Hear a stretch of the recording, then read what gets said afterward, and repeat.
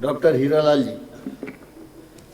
माननीय अध्यक्ष महोदय, आपने मुझे मध्य प्रदेश नगर तथा ग्राम निवेश संशोधन विधेयक 2025 पर बोलने का मौका दिया। मैं आपका धन्यवाद प्रकट करता हूं। माननीय अध्यक्ष महोदय के माध्यम से मैं कहना चाहता हूं कि मध्य प्रदेश सरकार जो मध्य प्रदेश नगर तथा ग्राम निवेश संशोधन अधिनियम 2025 जो लेके आई है, और इस संशोधन के माध्यम से जैसे कि सरकार की मंशा मोटी मोटी यही है कि विकसित मध्य प्रदेश और विकसित भारत बनाना, लेकिन विकसित मध्य प्रदेश बनाने के पीछे और विकसित भारत बनाने के पीछे किसानों की, आदिवासियों की और जंगलों में रहने वाले अन्य परंपरागत वन निवासियों की जमीन को दादागिरी से लेना,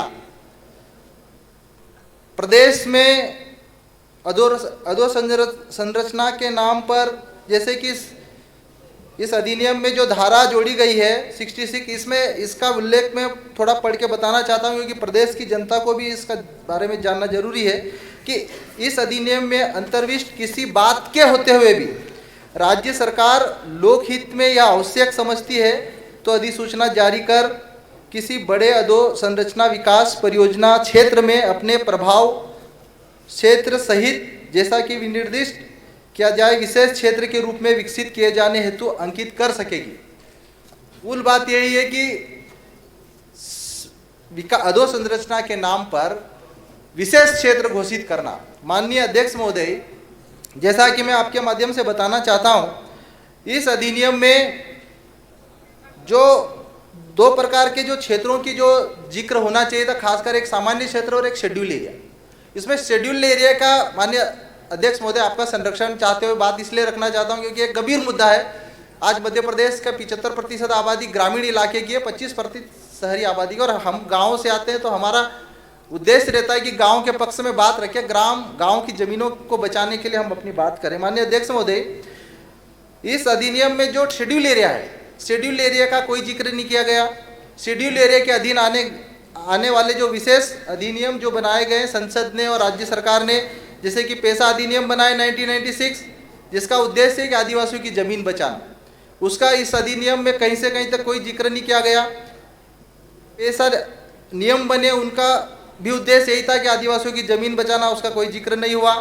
भू राजस्व, जैसे कि हमारे भू राजस्व संहिता की धारा 1959 की धारा 237 के प्रावधानों का कहीं जिक्र नहीं किया गया। संविधान की 5वीं अनुसूची का कहीं जिक्र नहीं किया गया। वन अधिकार अधिनियम 2006 जो 2008 में लागू किया, उसका कोई जिक्र नहीं किया गया। और भू अर्जन अधिनियम पुनर्वास 2013 का भी कोई जिक्र नहीं किया गया। एक तरह से सरकार बिना अधिनियमों को माने अधोसंरचना के नाम पर किसानों की जमीन हो, चाहे आदिवासियों की जमीन हो, जबरदस्ती लेगी। तो माननीय अध्यक्ष महोदय, बस 2 मिनट और। माननीय अध्यक्ष महोदय, क्या ये होम सेंटर बनाने का जो सपना दिखा रही मध्य प्रदेश सरकार आदिवासी इलाकों में, क्या इको टूरिज्म के नाम पर हमारे आदिवासी भाइयों की जमीन लेंगी? माननीय अध्यक्ष महोदय, एक महत्वपूर्ण बिंदु है जो आपके समक्ष में रखना चाहता हूं। मैं चाहता हूं कि आपके माध्यम से गांव को न्याय मिलना चाहिए। जमीन अधिग्रहित करती है सरकार, लेकिन कुछ ऐसे हमारे गांव हैं जिनके पास रिकॉर्ड नहीं होता है, किसानों के पास जमीन का रिकॉर्ड नहीं है। मैं कुछ गाँव के नामों का जिक्र कर देना चाहता हूँ। छतरपुर और पन्ना जिले के ऐसे कई गाँव हैं जो केन बेतवा के नाम पर विस्थापित तो हो रहे हैं माननीय अध्यक्ष महोदय, लेकिन उनको मुआवजा नहीं दिया जा रहा। इन गाँवों के नाम है ये छतरपुर जिले के गांव है भरकुआ, ढोंढण, कुपी, मेनारी, पलको, राहपुरा, सुकवा, पाटापुर, गोगुआ, डुंगरिया, कपवारा, धुंधरी और बसुधा।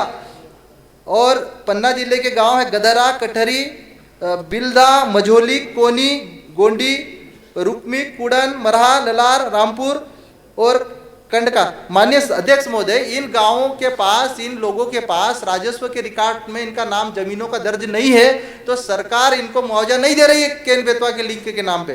तो आपके माध्यम से मेरा आपसे अनुरोध है कि इन गाँव का सर्वे किया जाए और इन गाँव के किसानों को जमीनों की जो राशि हो डॉक्टर साहब, कृपया समाप्त मिलनी करें, चाहिए। माननीय प्लीज। अध्यक्ष महोदय, एक और मेरा एक आखिरी सुझाव माननीय अध्यक्ष महोदय, अभी जो पैसा नियम बने उसमें पैसा समन्वयक और पैसा एक पैसा समन्वयक बनाए माननीय अध्यक्ष महोदय, उनको मतलब फर्जी तरीके से भर्ती किया जा रहा माननीय अध्यक्ष महोदय।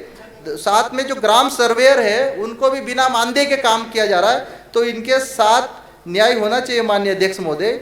और विषय पे चर्चा हो तो श्री अच्छा अजय है। बिश्नोई जी, आपके माध्यम विषय से पे बस- चर्चा हो तो अच्छा अध्यक्ष, ये विषय है ही। ये पैसा से जुड़ा हुआ, जमीन से जुड़ा हुआ मामला अध्यक्ष महोदय, तो आपने मुझे बोलने का अवसर दिया और मैं आपसे उम्मीद करता हूं अध्यक्ष महोदय कि अगर यह अधिनियम की श्री धारा अजय जो बिश्नोई जी, जुड़ती है, किसानों को, आदिवासियों को न्याय मिलना चाहिए। बहुत बहुत धन्यवाद, आभार अध्यक्ष महोदय।